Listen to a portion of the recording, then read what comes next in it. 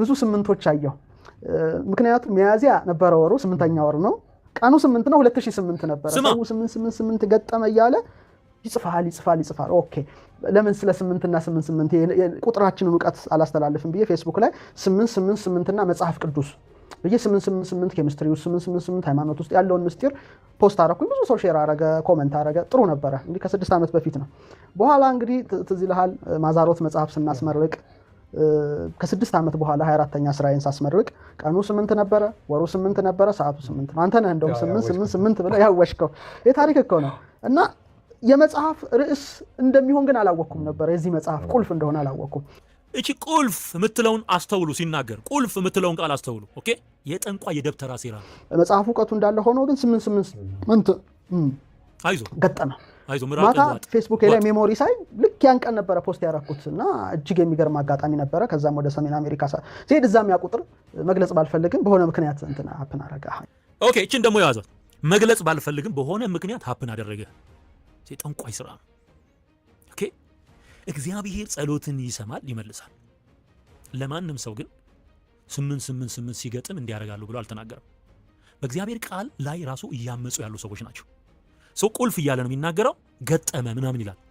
አሁን ይሄ ኢቶሪካ የሚባለው ዘፈን የወጣበትን ጊዜ ሐሙስ ቀን በ8 ሚያዝያ 8 አይደል? ሚያዝያ 8 ያወጣው በ18 በ2018 በስንት ሰዓት? በ8 ሰዓት።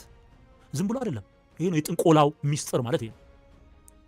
ኦኬ ስማው ጨርሰ ይሄ ነገር ቁልፍ መሆኑ ተረዳሁ ለኔ ማለት ነው። ቁልፍ አሁን ስለዚህ በዛ ቁልፍነት ነው ያንን የከፈትኩት ማለት ያንን የከፈትኩት። ሉክ ይሄ አሁን ዳይሜንሽን በሚሉት ሜታፊዚክስ ላይ የሚከፈቱ ዳይሜንሽኖች አሉ። እድልህ በዚህ በኩል ይከፈታል፣ እድልሽ በዚህ በኩል ይከፈታል። ይሄ ነገር 888 አንድ ላይ ሲሆን የሆነ ነገር አንድ ላይ ተደርድሮ ሲመጣ የሆነ ነገር መልክ ሲይዝ ያን ጊዜ ያንተ ብሬክ ስሩ ኢኮኖሚካሊ ፋይናንሻል የሆነ ብሬክ ስሩ ስምና ዝና በአጠቃላይ በምትፈልገው ነገር ላይ ሰኔና ሰኞ ተገጣጠመ ማለት ነው ወደሚል አደገኛ የጥንቆላ አሰራር ውስጥ ይሄን የኮከብ ቆጠራ ማለት በነገራችን ላይ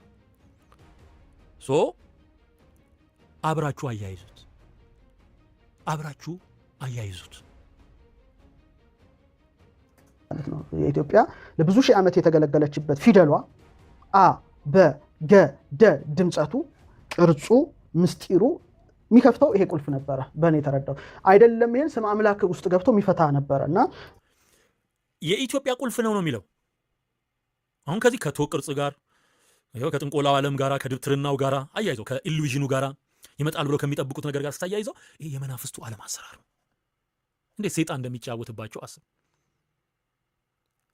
የኢትዮጵያንም ፊደልና ምናምን በቃ በሱ ኦኬ የፊደል ቁጥር የሰጡት ከ19ኛው መቶ ዘመን በኋላ ነው። በግሪክና በዕብራይስጥ ቋንቋ ውስጥ አለ አሁን ከቁጥር ጋር የተያያዙ ፍቺዎች አሉ ከቁጥር ጋር ኦኬ። ነገር ግን ስመ አምላክን ጭምር ቁጥር ሰጥቶ 888 አድርገውታል። በየትኛው መጽሐፍ ላይ ነው እንዲህ ያለው? ለነ ሙሴ ያልተገለጠ ለጳውሎስ ሶስተኛው ሰማይ ድረስ ለሄደው ሐዋርያ ያልተገለጠ አንተ በጂኦሜትሪና በኒውመሮሎጂ በሜታፊዚክስ የደረስክበት የእግዚአብሔር ስም ቁጥር ከየት አመጣኸው? ከሰይጣን ካልሆነ እግዚአብሔር ስሙን በቁጥር አልገለጠልህም። እንደውም የእግዚአብሔር መለኮታዊ ቁጥር የሚባለው 7 8 አይደለም። ባይዘው 8 አይደለም 7። ራዕይ ዮሐንስን ስታጠና የእግዚአብሔር ፍጹምነትን የሚያሳየው ቁጥር 7ቱን ከዋክብት በእጁ ያዘ። በሰባት የወርቅ መቅረዞች መካከል ሲመላለስ የነበረ የሰው ልጅ ተገለጠልኝ፣ እንደ ሞተ ሰው ሆኜ በእግሩ ስር ወደቅኩ ይላል። 7 መላእክትን ያሳያል። 7 መቅሰፍቶችን ያሳያል። ኦኬ 7 እያለ የሚያሳይህ ነገር አለ። ኢየሱስ በዮሐንስ ወንጌል 7 ጊዜ እኔ ነኝ የሚሉትን ቃላት ተናገረ። ያህዌነቱን ሲገልጥ፣ አምላክነቱን ሲገልጥ፣ እኔ ዓለም ብርሃን ነኝ፣ እኔ የህይወት እንጀራ ነኝ እያለ እኔ መንገድና እውነት ህይወትም ነኝ እያለ የተናገራቸው 7 አሉ። በአዲስ ኪዳንም በብሉይ ኪዳንም ከእግዚአብሔር ጋር የተገናኘው ቁጥር የፍጹምነቱ ማሳያ the perfection of God የእግዚአብሔር ፍጹምነትን የሚገልጥ ቁጥር ተደርጎ የተገለጠው በመጽሐፍ ቅዱስ 7 ነው፣ 8 አይደለም። ይሄ ካጋንንት ነው።